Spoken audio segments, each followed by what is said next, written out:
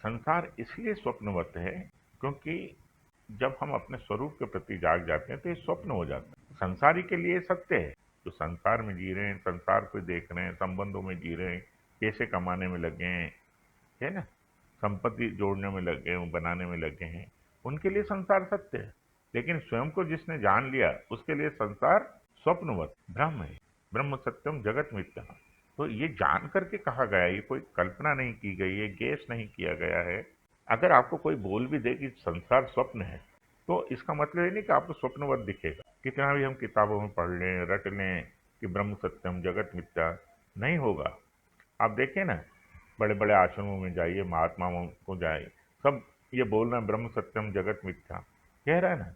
लेकिन आप उनकी गतिविधियों को देखिए, जितने भी विद्वान है सब कह रहे हैं कि ब्रह्म सत्यम जगत मिथ्या। गतिविधियों को देखिए, गतिविधियां तो ऐसी हैं कि संसार उनको सत्य दिख रहा है, ब्रह्म सत्य नहीं दिख रहा। तो ऐसे कई कांड हैं, कई बातें हैं। तो ये कब दिखेगा ब्रह्म सत्य है?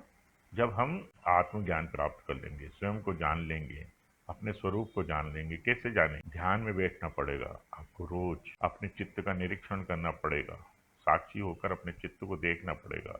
देखते देखते चित्त शांत हो जाएगा। जब चित्त शांत हो जाएगा, है ना, योग चित्त वृत्ति निरोध, जब चित्त शांत हो जाएगा, वृत्तियां शांत हो जाएगी, सदा दृष्टा स्वरूप अवस्था, तब ये जो दृष्टा है, ये देखने वाला है, अपने आत्म स्वरूप में, सच्चिदानंद स्वरूप में स्थित हो जाएगा, अपने ब्रह्म स्वरूप में स्थित हो जाएगा। तो जब तक हम साधना नहीं करेंगे, ध्यान नहीं करेंगे, तब तक जगत हमें सत्य दिखेगा।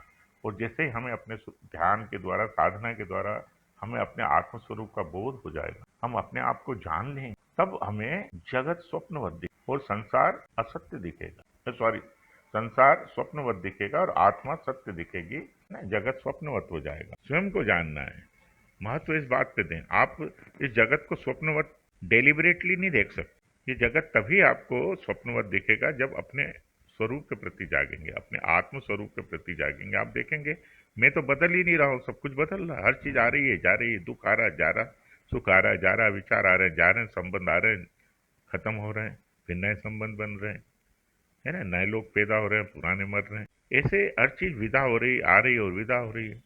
लेकिन मेरा होना नहीं बदल रहा, मेरा होना सतत बना हुआ। तो इस ये बोध कब आएगा? जब आप ध्यान में उतरेंगे, समाधि में उतरेंगे, अपने स्वरूप को जानेंगे, अपने आत्म स्थिति में टिकेंगे। उसके पहले आपको यह जगत स्वप्नवत नहीं दिखेगा। शास्त्रों में यह भी कहा गया है कि कृत्वा दृष्टि ज्ञानमय पश्य जगत ब्रह्ममय, कि अपनी दृष्टि को ज्ञानमय कर लो, ये जगत ब्रह्ममय दिखेगा। पहले अपनी दृष्टि को ज्ञानमय करो। और दूसरा, इससे भी ऊंची स्थिति, जगत दिखना ही बंद हो जाता है। रमण महर्षि की जो, उसमें तो जगत दिखता ही नहीं है, वो विरूपाक्ष गुफा में 17 साल तक पड़े रहे, ऐसी स्थिति भी है।